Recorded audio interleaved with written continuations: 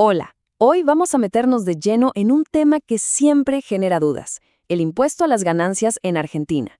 Específicamente, vamos a desentrañar ese viaje que hacen los ingresos, desde el monto total que se genera hasta esa base final sobre la que efectivamente se calcula el impuesto. A ver, acá está la pregunta del millón, ¿no? ¿Cómo puede ser que una cifra tan grande como el sueldo bruto se vaya achicando hasta convertirse en otra mucho menor, que es la que finalmente importa para el impuesto?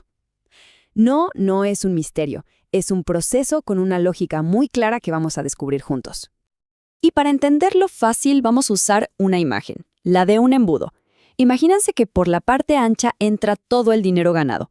A medida que va bajando, pasa por distintos filtros que lo van depurando, lo van limpiando, hasta que abajo de todo queda solo el líquido final.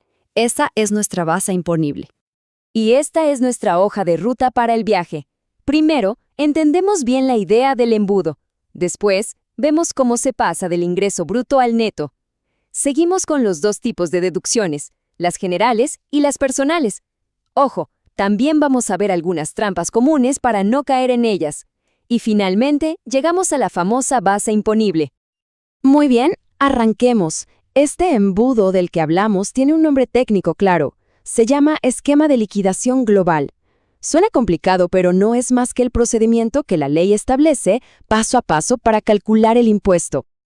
Y la ley lo ordena en 5 pasos bien claros. Primero, se suman las ganancias de cada una de las 4 categorías que existen. Después, si en alguna hubo pérdida, se compensa con las ganancias de otra. Ahí recién se restan las deducciones generales y luego las personales. A ese resultado final, ¡pum!, se le aplica la escala progresiva del impuesto. Ahora sí, vamos al primer gran filtro del embudo, el más importante de todos. ¿Cómo hacemos para pasar de la montaña de dinero que se generó a una cifra un poco más realista? Bueno, acá es donde entra en juego la diferencia clave entre ingreso bruto e ingreso neto. Miren, esta tabla lo deja clarísimo. El ingreso bruto es todo, el 100%, sin restarle absolutamente nada. El ingreso neto es el primer gran paso. A ese bruto le restamos todos los gastos que fueron indispensables para poder generarlo. Y mucho más abajo en el embudo está el ingreso neto sujeto a impuesto, que es lo que queda después de aplicar el último filtro, el de las deducciones personales. Y acá está la regla de oro que define qué se puede restar y qué no. Es el famoso principio de causalidad. ¿Qué significa? Es simple. Un gasto solo se puede descontar si tuvo una relación directa y necesaria con la ganancia. Si ese gasto no ayudó a obtener, mantener y conservar el ingreso, entonces no se puede deducir. Así de simple. Bien, ya tenemos el ingreso neto. Pasemos a la siguiente etapa de filtrado. Ahora la ley nos permite restar una serie de gastos que, a diferencia de los anteriores, no están atados a una ganancia en particular, sino que se aplican sobre el total. Son las deducciones generales.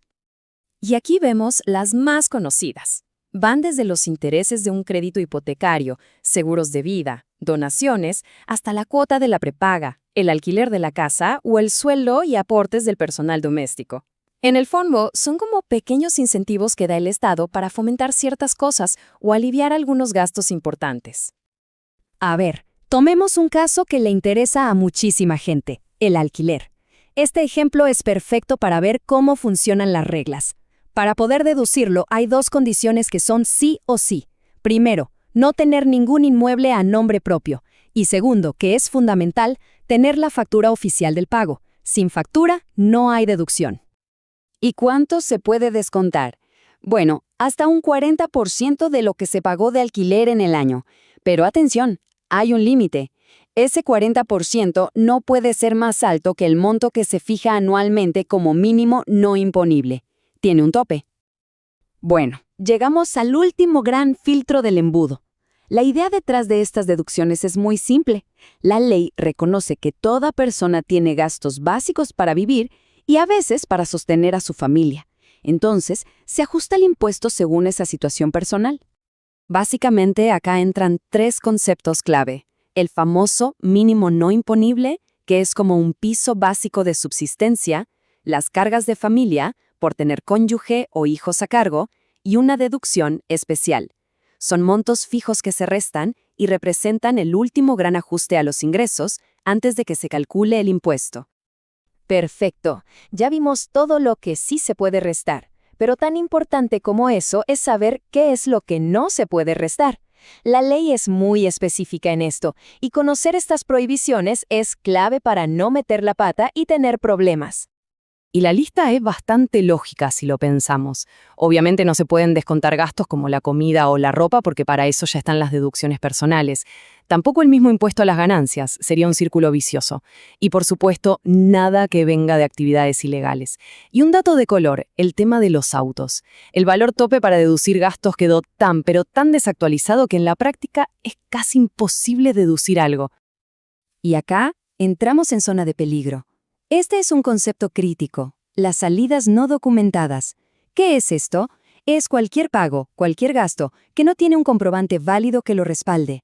Una factura trucha, un recibo que no existe. Para el fisco, esto es una de las alertas rojas más grandes que hay. Cuidado, porque las consecuencias son durísimas. Es un castigo por partida doble. Primero, por supuesto, ese gasto no se puede restar, lo que hace que la ganancia imponible sea más alta.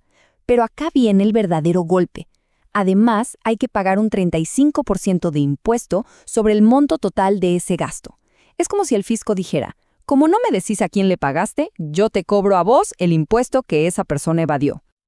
Y hay otra trampa que hay que conocer.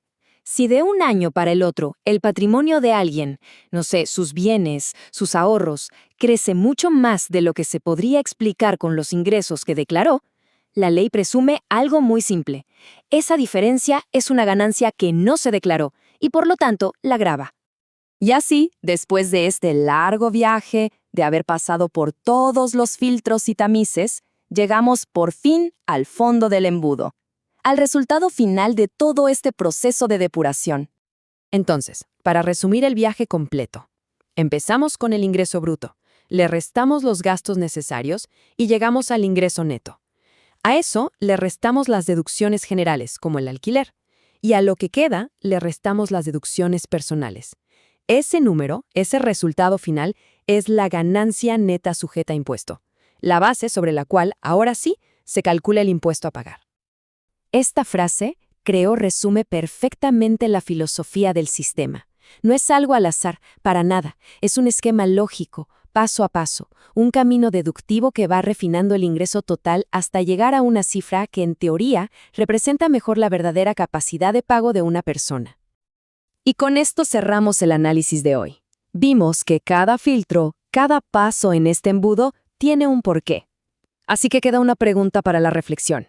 De todos estos filtros que vimos, desde el principio de causalidad hasta las duras sanciones por gastos sin papeles, ¿cuál es el que más nos hace pensar sobre cómo está diseñado el sistema?